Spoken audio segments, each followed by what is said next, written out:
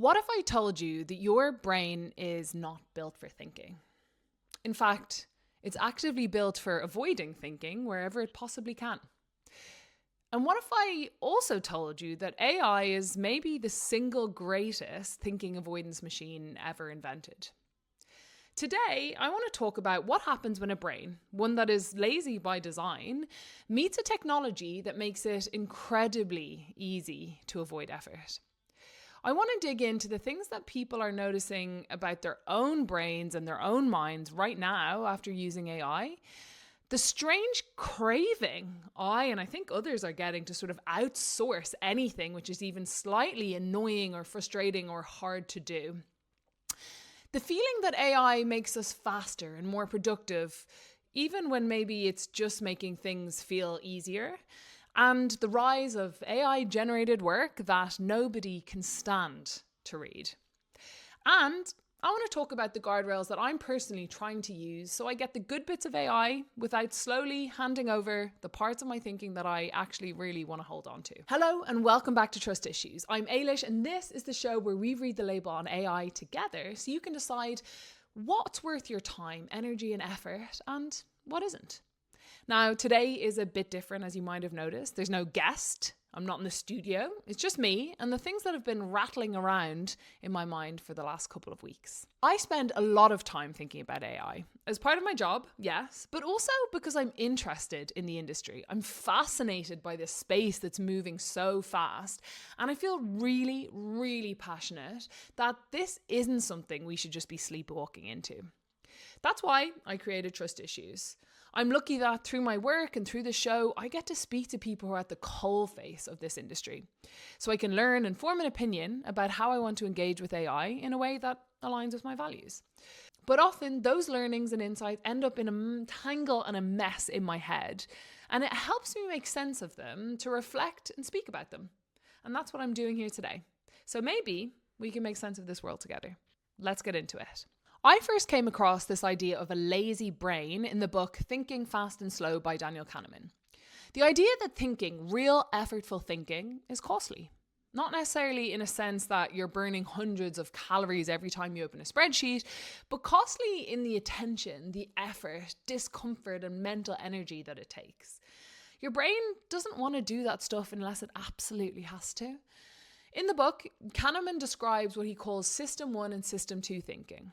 System 1 is the fast, easy, automatic style of thinking where you can immediately get to an answer. System 2 is a slower, more deliberate, more effortful thinking. A good example is if someone asks you, what's 4 plus 4?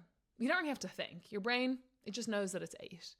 But if someone asks you what's, say, 427 plus 4,924, you're going to have to think really hard to get to that answer. Well, I think most of us will.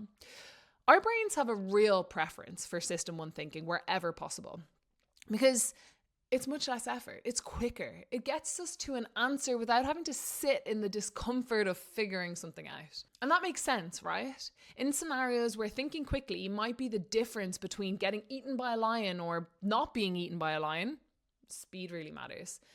But this is also why we do things like follow traditions, why we imitate other people in social scenarios, why we make assumptions, why we develop biases, why we look around and copy what other people are doing. These are all shortcuts, little pre-packaged answers that are usually, or at least were evolutionarily, good enough and cost us very little. This isn't a design flaw. For most of human history, the brain that stopped to critically evaluate absolutely everything probably didn't do especially well. The brain that learned from other people, on the other hand, that followed social cues and used those shortcuts, survived. But we don't live in those times anymore. The world we live in has evolved a significant amount, even if our brains haven't quite caught up yet. So in modern life, we've had to get really clever about noticing and managing our tendency towards cognitive shortcuts. On the one hand, we guardrail against the unhelpful ones. We learn about our biases. We build systems that force us to challenge our assumptions. Hopefully, we don't just blindly follow the masses all of the time. But I think we also learn to work with the way our brains operate. We build systems and constraints that help us get the most out of a brain that would really rather take the easiest route available. I listened to a podcast the other day with scientist writer David Epstein, who's released a new book on constraints and how to use them to get the most out of our brains. And this made so much sense to me. Because our brains simply cannot stand having to hold and deal with multiple variables at once. And this is exactly what the blank page problem is. There are just so many possibilities, endless options of what could end up on that page. And it's just too much for our brain. So we end up doing nothing at all. You know this feeling. You open the blank doc, you stare at it for 30 seconds. Suddenly every other tab on your laptop becomes extremely interesting and is calling your name. But as soon as you're given some direction, some constraints, a deadline, wow, suddenly it gets done. Nothing like a deadline to get your butt into gear. And there's a very good reason why. Constraints are a tool we use to work with our brains to prioritize conserving energy and taking shortcuts. By limiting our options, we can actually get going and get somewhere. So we have brains designed to take shortcuts, save energy, follow cues, and avoid unnecessary effort. And we have systems we've designed to get the most out of these brains. Now, I know what you're thinking. I thought this was an AI show.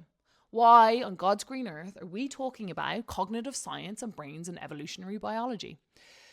Well, let's think about what AI might be doing for you right now.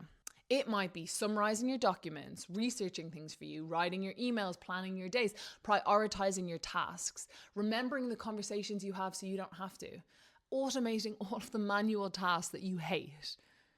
Another way to look at this is that AI is one giant set of shortcuts for a brain that is literally made to find shortcuts. And I want to be really clear.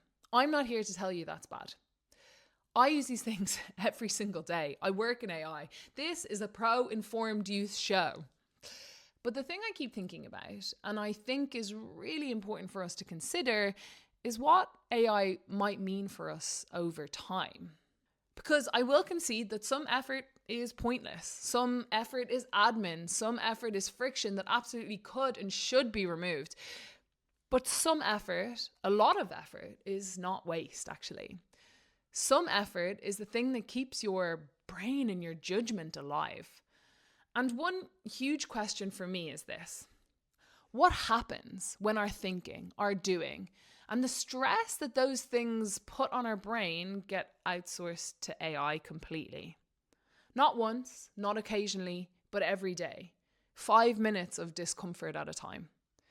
Because the brain, while it's not literally a muscle, obviously, but the metaphor kind of works, right? Like the skills we don't practice get weaker. The tolerance we don't build disappears. The more we outsource, the less thinking we're doing. The less time we spend frustrated trying to figure out a problem, the fewer reps we get. And that worries me for the future of brains everywhere. And the truth is, people are starting to notice what happens when that stress disappears. There's a whole genre of posts on Reddit right now documenting this. There was one a few weeks ago titled something like, "I think AI is making me dumber and I have proof."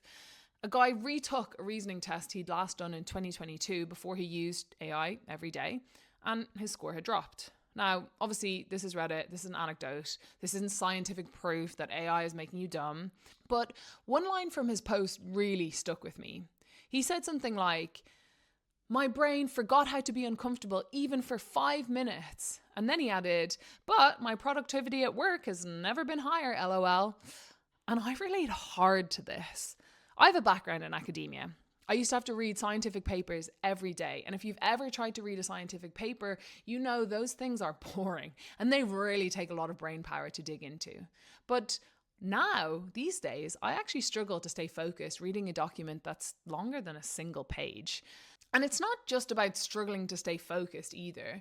I have what I find can only be described as a craving to just wang that document into ChatGPT or Claude and have it tell me what it says in short, easy to consume bullet points. The perceived productivity part is interesting to me too, because evidence is starting to show that in some cases, the productivity gain that we're all supposedly getting from AI may not be what we think it is. Researchers ran a big pre-registered experiment with over 1,200 people and found that for the tasks they tested, working with AI didn't actually make people any faster, but the people themselves were convinced that it did. Because AI lowered the effort that the task took, our lazy brains can read less effort as faster. The researchers called it the speed up illusion, and I think that is fascinating.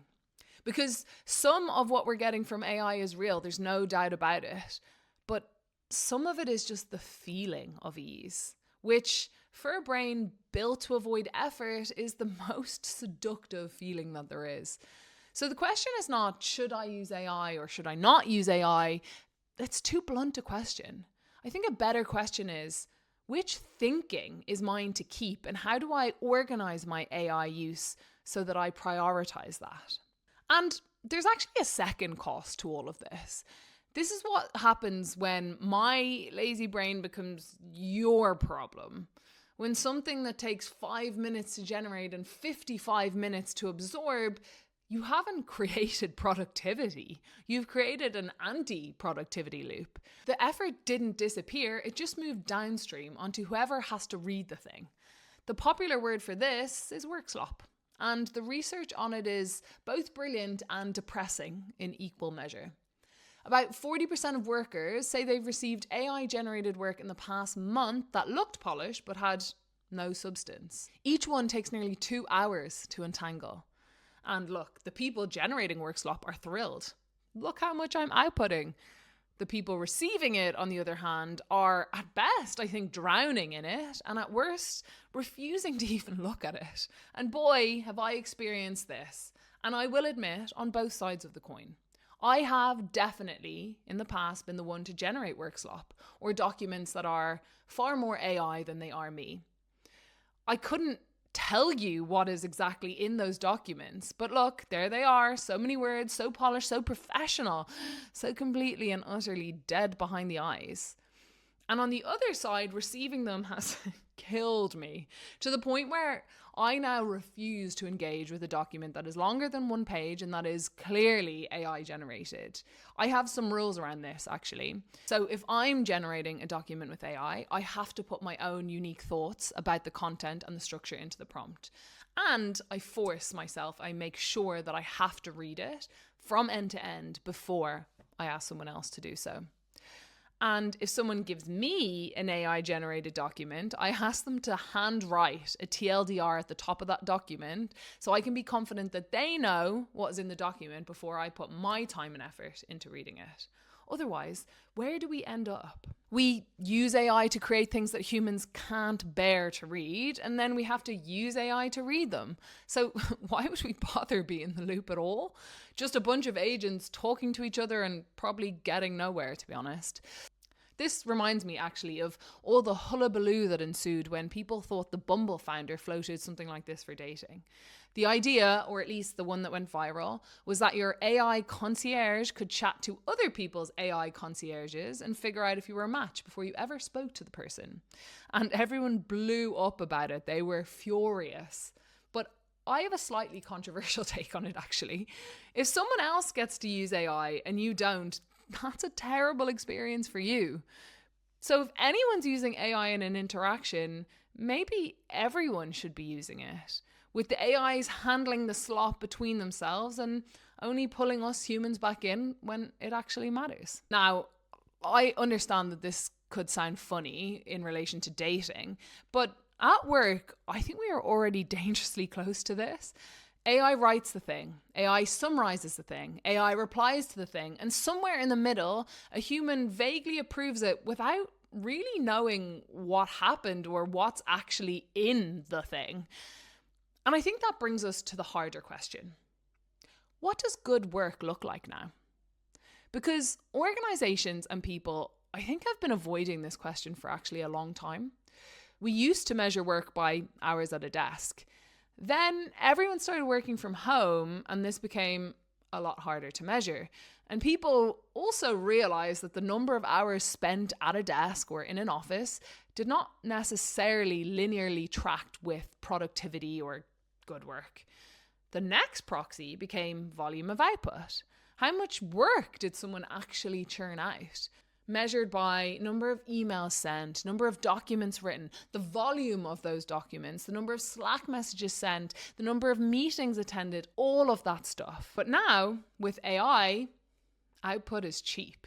It doesn't represent hard work, never mind good work. And that means judgment becomes the scarce and important thing.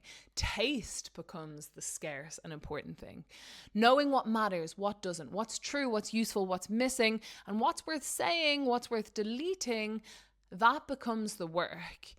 And this is where AI gets interesting and also potentially dangerous, because if we use AI well, it can really help to support that judgment and that taste. But if we use it badly, it can help us avoid developing judgment at all. And I think that could be a real problem. Now, whenever I discuss this with people, I feel like it always comes back to one pretty controversial question. And that is, did AI companies stumble into exploiting our lazy brains, or is it built that way on purpose? On this show, we always ask about incentives, because understanding the incentives helps us understand the why. And in technology, it's well known that the more you make something an integral part of people's lives, the more successful you'll be. Uber changed how we order taxis. Deliveroo changed how we get takeout. Netflix changed how we consume TV. Facebook, Instagram, TikTok, they all change what we default to for entertainment. I mean, smartphones changed how we literally do everything. And I don't know about you, but I get very, very grumpy if I go somewhere or something happens that means using any of these things becomes impossible. And that's how we know they've become part of the fabric of our existence. And I think it's the same for AI companies, right? The incentive of every consumer AI company is to become the thing you reach for every day. And one of the paths to that is removing friction. Make it effortless, make it agreeable, make it feel like the thing that solves every little moment of discomfort. Now, I want to be really careful here. I'm not saying there's a room somewhere where everyone is sitting around saying, how do we make people lazy? How do we take advantage of people's brains' laziness? But I also don't think we need that to be true. These products are shaped by feedback, explicit feedback, preference testing, usage patterns, and the commercial pressure to make the product feel useful enough that we come back again and again. And what do we come back for? Ease, helpfulness, agreement, flattery sometimes. That lovely feeling of something really hard becoming so smooth and easy. Social media has obviously walked this road before, right? But it's hard to believe that anyone at those companies set out to shorten our attention spans. And yet, the algorithm optimized for what our brains liked, and our attention has paid the price. So maybe nobody designed AI to take advantage of the fact that thinking is hard for us, but the incentives point that way all the same. And when a product's easiest growth path runs directly through our brain's weakest spot, you don't need a conspiracy. You just need to know that that's where it's heading, so you can decide how you engage. And that matters because of what I think the actual risk is. People keep asking whether AI is coming for our jobs. I'm not sure it is, at least in the way that we think. And anyone making confident predictions right now simply just doesn't have enough information. We're bad at predicting the future at the best of times, never mind with technology that's literally changing every week. The risk I can already see, though, is different. It's homogeneity. Everything trending towards the middle, the median, the average. There's research now showing that when people write with AI, each individual piece can get a bit better, but the collection as a whole gets measurably more similar. Same ideas, same structure, same voice. Social media already had us all consuming the same stuff. AI means we're all generating the same stuff too. And the second risk for me is that we outsource so much of the hard thinking, the reps that actually keep our judgment sharp, that we slowly lose the ability to do it well at all. Not because AI took anything from us, but because we handed it over. 5 minutes of discomfort at a time. So again, the question is not, should I use AI more or less per se? The question is, which thinking is mine to keep, and how do I engage with AI in such a way that I can prioritize that? Okay, so what do we actually do about it? Because awareness on its own is kind of useless. So remember at the beginning of the episode, I talked about constraints as a tool to leverage a lazy brain. Well, I like to think about guardrails as constraints you sort of choose on purpose. And I want to talk you through 5 that I am currently using. So the first one is that whenever I use AI, my brain goes first and my brain goes last. I never let AI write the first draft, ever. The first draft is my thinking, however messy, tangled, confused it is. In the middle, absolutely. Look, I'll ask for analysis, suggestions, pushback. But I bookend every piece of work with my own thoughts. And I want to tell you how this rule saved me just last week. So ironically, I was writing a post about exactly this topic, lazy brains and constraints. And I couldn't tie it together. So I gave my draft to Claude. And Claude had a suggestion, a seemingly clever one, about how forcing yourself to face the blank page is itself a constraint. And because I wasn't feeling confident in my own idea, I let it take me there. But I read it back and something felt off. In that moment, I couldn't tell you exactly what. I just felt like it didn't really make sense. And I have a rule for that feeling too. If I can't close the loop, if I don't feel comfortable with something, if it doesn't feel right, I just don't publish. I walk away and I come back in an hour, in 2 hours the next day. And when I came back, I could see it clearly. Claude's version was almost right, which is actually the most dangerous kind of wrong. The argument that in this instance, the blank page was kind of the constraint, it kind of makes sense, but for the purpose of the argument I was making and closing that loop, it just was getting the concept muddled. And Claude nearly talked me out of my original point, politely, plausibly, and with total confidence. And I'm glad I trusted my gut. And I think that is a general good rule of thumb, right? Trust the feeling that something might be off. That feeling is also known as your taste. It's the thing that AI doesn't have. Number 2, read the whole damn thing first.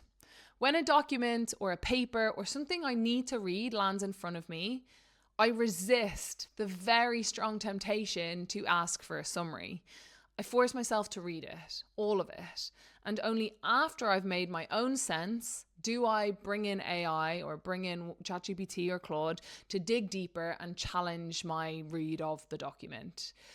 Summaries are someone else's compression of the world, and I want my own first. I want to challenge my brain to be able to come up with my own understanding, my own compression of something first. Number 3, and this might sound kind of obvious, but no transcription for personal conversations.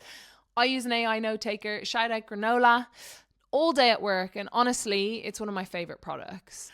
But I have a hard line, never for personal conversations. And I'm telling you, the pull is real. A long phone call with a friend or family member, an important appointment, a conversation where you think, God, I'd love to remember everything they said here. And the little voice, it says, you could record this, then you'd remember everything. And that's exactly why I don't. Remembering the people I love or the things in my personal life is not a job I'm willing to delegate. And I want to be able to keep some semblance of a brain that can remember a conversation in real time. 4, I keep my meta work. This might be a controversial one because everyone loves handing AI their to-do list, their prioritization, their inbox. I don't. Managing my own list is how I stay clued into the shape of my work. It's a constant low-level audit of whether I'm doing the right things at all. For me, handing over that work, it might save me time, but I'm also giving up on a really important vantage point. I'm ready for the pushback on this one though, so let's hear it in the comments. Number 5, I use AI to make me better, not faster. The best use of AI I know and that I've heard about is not generation and it's not productivity, it's improvement. Have AI pull apart your pitch before the meeting. Have it tell you where your writing is weak and your thinking is lazy. Have it pressure test your assumptions. Have it show you the counter argument that you didn't think of. Have it make you face the bit of work that you're avoiding.